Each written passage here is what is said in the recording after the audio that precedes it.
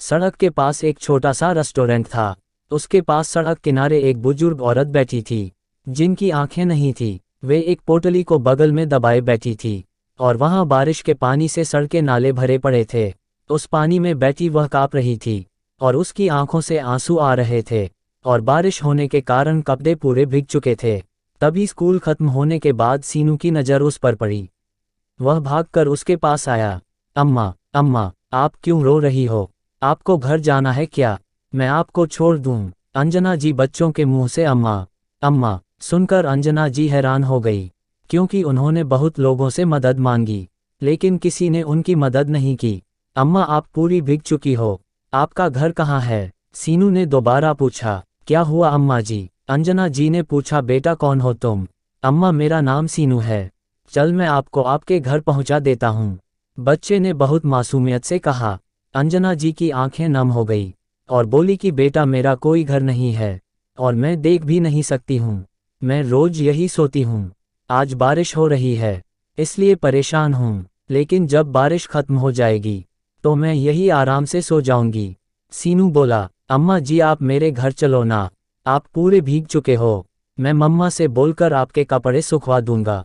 अंजना जी बच्चा उन्हें इतनी अहमियत दिखा रहा था, एक उनका परिवार जिन्होंने उसे घर से निकाल दिया था। इधर से यह बच्चा अंजना जी को घर चलने की जिद किए जा रहा था। सीनू अंजना जी को बोल रहा था कि अम्मा जी चलो ना। अंजना जी को उसके साथ चलना पड़ गया। बच्चा इतनी जिद किए जा रहा था। संजना जी उस बच्चों को देखे जा रही थी। एक ये बच्चा इतना अपनापन दिखा रहा था, और एक उसका परिवार जो उसको घर से बाहर निकाल दिया। अंजना जी को सीनू अपने साथ ले जाता है, और अंजना जी रास्ते में चलते चलते सोचती है कि इस बच्चे के माता पिता पता नहीं क्या सोचेंगे मेरे बारे में। मुझे इसके साथ नहीं जाना चाहिए, लेकिन बच्चा इतनी जिद कर रहा था कि उसे चलना पड़ा। अंजना जी सोच रही थी कि उनके वहां जाने से उसके घर वाले भिखारी समझेंगे, और भिखारी को कौन अपने घर रखना चाहेगा।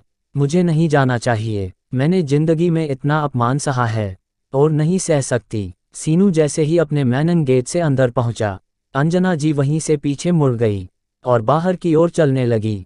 तभी बहुत तेज बारिश होने लगती है, और फिर भी वहां से निकल आती है। बारिश इतनी तेज हो रही थी कि उनके घर से कुछ दूर जाकर दुकान मिली, और वहां पर ही वह अपनी चादर डालकर सो गई।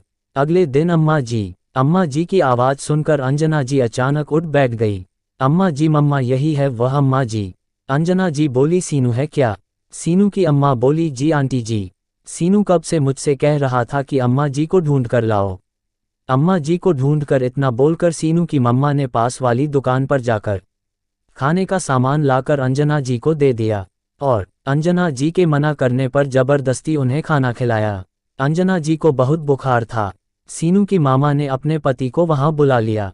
कुछ ही देर में सीनू के पापा वहां आ गए और अपने घर ले गए, लेकिन स्वाभिमानी औरत थी और एजुकेटेड भी थी, इसलिए वह बच्चे से ज़्यादा घुल मिल गई थी। और अंजना जी बोली कि बेटा, मेरे अपनों ने मुझे धिक्कार दिया, तुम लोगों पर बोझ नहीं बनना चाहती हूँ। अम्मा जी, आप हमारी माँ के समान हो, और मेरे बेटे को आप दादी के रूप में मिल रही हो। उसे बहुत खुशी होगी अगर आप हमारे पास रहोगी, और आप ज़्यादा नहीं, जब तक आप ठीक नहीं हो जाती तब तक रह लो। अंजना जी उनके कहने पर रुक जाती है, और सीनू के माता पिता की सेवा देखकर बहुत खुश रहती है, और जल्दी अच्छी हो गई, और वह अच्छे कपड़े पहना करती थी। जल्दी ही ऐसे हो गई जैसे कि गरीब बेसहारा थी ही नहीं। वे पढ़ी लिखी थी तो उनका अच्छा स्टेटस हो गया। राजेश, सीनू के पिता ने उनसे पूछा कि आपका परिवार कहाँ है? बेटा, मुझे नहीं पता, मैं एक बार गई थी, वहाँ ताला लगा हुआ था। जब से मेरी आंखें खराब हुई है, मैं वापस नहीं गई। मेरे पति की मृत्यु हो गई थी, उसके बाद तो मेरा वहाँ जीना हराम हो गया था। अंजना जी बार बार ईश्वर का धन्यवाद करती। इतने दुख की घड़ी में उन्हें सीनू और उसके माता पिता का साथ मिला। एक दिन सीनू की मम्मा अंजना जी से पूछती है, अम्मा जी, आप बुरा ना माने तो मैं आपके परिवार के बारे में जानना चाहती हूँ। आपके भी बेटा बहू होंगे? अंजना जी की आंखों में आंसू आ गए और बोली, बेटा, तुम तो अपनों से भी अच्छी हो, आपकी बात क्या बुरा मानना। अपने आंसू पोंछते हुए हैं बोली, बेटा, परिवार तो है, लेकिन अब पता नहीं कहाँ गए। मैंने अपने घर पर कई बार जाकर देखा, पर अब वहाँ कोई और रहता है। बोलते हैं कि हमने ये घर खरीदा है, अम्मा जी, अब आपका अपना अच्छा भला परिवार घर था, तो आप रोड पर कैसे आ गए? बेटा, मैं एक पढ़ी लिखी और एक कंपनी में प्राइवेट जॉब करती थी। ये सुनकर सीनू की अम्मा हैरान हो जाती है। बोलती है, सच में? लेकिन आपके साथ हुआ क्या था जो आपकी यह हालत हो गई? बेटा, मेरे घर में 2 बेटे बहू है। मेरे पति और मैं दोनों हम तीर्थ करने गए थे और अक्सर हम अलग अलग प्रदेशों में घूम चुके थे। दोनों बेटे बहू की अपनी जिंदगी थी। वे खुद बहुत खुश थे। एक बार तीर्थ करते समय बाहर घूमने निकले तो सड़क पार करते समय दोनों का एक्सीडेंट हो गया था और दोनों को बहुत चोट आई थी। मेरे पति की हालत गंभीर थी और मुझे सर पर चोट आई थी। हमारे बेटे ने हमें अस्पताल में भर्ती कराया था, लेकिन मेरे पति की मृत्यु हो गई थी। पति की मृत्यु का दुख मेरा इतना बड़ा था कि मुझे समझ नहीं आया मेरे साथ हो क्या रहा है। इसी बीच हमारे बेटों ने मुझे हमारे घर के कागजात पर साइन करवा लिए थे। मुझे पता भी नहीं चला, फिर कुछ दिन बाद मेरे सर पर दुखों का पहाड़ टूट पड़ा। मेरी आंखें खराब हो चुकी थी, मुझे बहुत कम दिखता था। मेरे बेटे मुझे दुखी रखने लगे, जैसे मैं उन पर बोझ हूँ।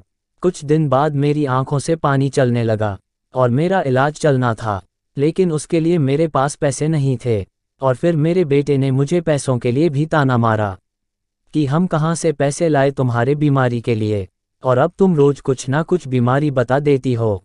मेरा बड़ा बेटा बहू तो पहले से ही हमें नहीं चाहते। एक दिन मुझसे अपना कोई काम नहीं हो पा रहा था। मैं छोटी बहू से अपने कपड़े पहनने में मदद करने को बोला था, मुझे मना कर दिया। एक दिन दोनों आपस में लड़ रहे थे कि तुम करो बुढ़िया का काम, मैं नहीं करती। बेटा ऑफिस से घर आया और छोटी बहू शुरू हो गई। मुझे खाना भी नहीं दिया। रात हो गई, भूखी ही सो गई। लेकिन अब मुझे दिखना भी बंद हो गया था। ना देख पाने के कारण गिर जाया करती थी। कई बार तो सही अंदाजा नहीं होने के कारण अपने बिस्तर पर पानी गिरा दिया करती।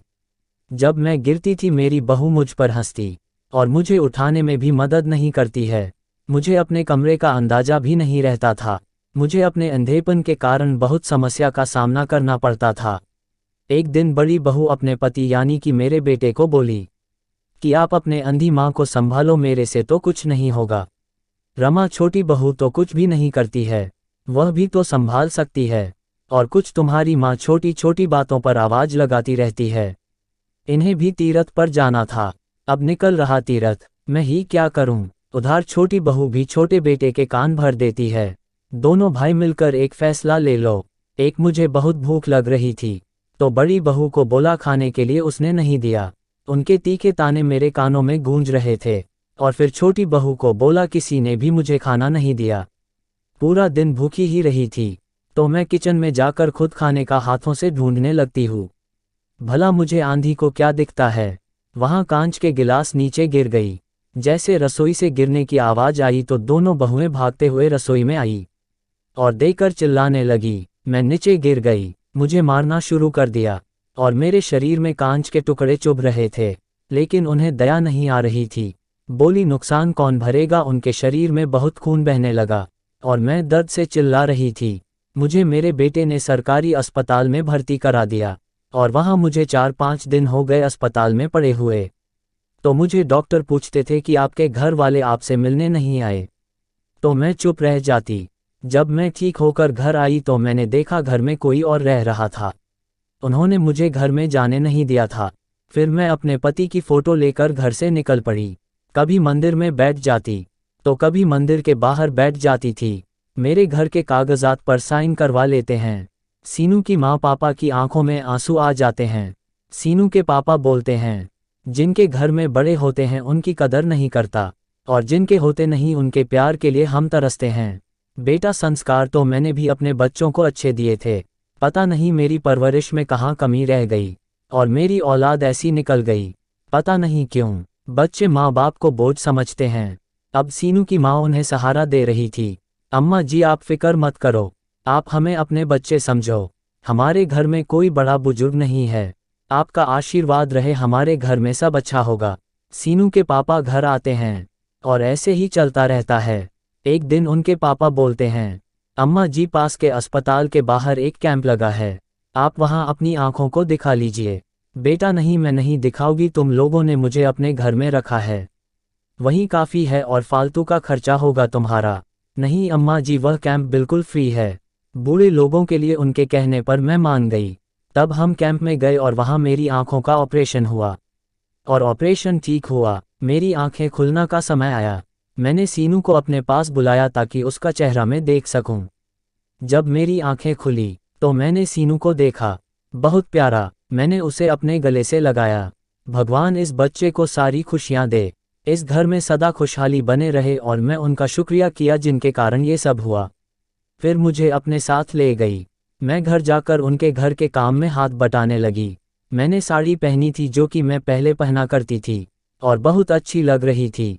सीनू की मम्मा बोली, अम्मा जी आप बहुत प्यारी लग रही है। आप जो करना चाहती है आप अपना घर समझकर यहाँ पर करें। आपका जो मन करे खाओ, आपका जो मन करे पहनो। आप अच्छी लग रही है, आप एक अच्छी पढ़ी लिखी और अच्छी लग रही है। एक दिन मुझे याद आया, मैंने अपने थैला उठाया और उसे खोला। उसमें से कुछ पेपर निकाले। तब सीनू के पापा बोले, अम्मा जी यह क्या है? बेटा यह मेरे पति ने तीरथ पर जाने से पहले इसी शहर में कुछ जमीन खरीदी थी कि तीरथ पर आने के बाद बच्चों को दे देंगे, लेकिन उनका व्यवहार देखकर हमने उन्हें नहीं बताया, और यह मेरे पास ही है। लो बेटा तुम रख लो। नहीं अम्मा जी इसे हम नहीं रख सकते हैं, हमने आपको अपने लालच के लिए नहीं रखा है। नहीं बेटा मैं तुम्हें अपना बेटा समझ कर दे रही हूँ, मैं ही क्या करूँगी, तुम लोगों ने सड़क से उठाकर दिल में रखा है। यह मेरा प्यार है, तुम लोगों के लिए, मेरे इस फरिश्ते के लिए। चलो कोई बात नहीं बेटा, इस जमीन पर एक फैक्ट्री लगवा दो सीनू के नाम पर, और गरीब लोगों को रोजगार मिल जाएगा। मेरे पास कुछ चेक भी थे, मैंने वे सब सीनू के पापा को दे दिए और बोला ये सब सीनू के नाम पर दे दो। सीनू के पापा ने एक फैक्ट्री बनवाई थी।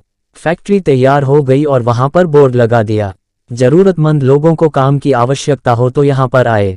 लोगों ने वहां लाइन लगा दी और मैं वहां की ओनर घोषित हो गई।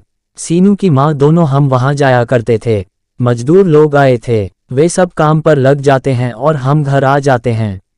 अगले दिन एक औरत बहुत रोते हुए काम मांगती है, लेकिन वहां खाली जगह नहीं होने के कारण से काम नहीं मिल पाता है। लेकिन वह फैक्ट्री के बाहर बैठी रहती है, सभी लोगों की जगह पूरी हो जाती है।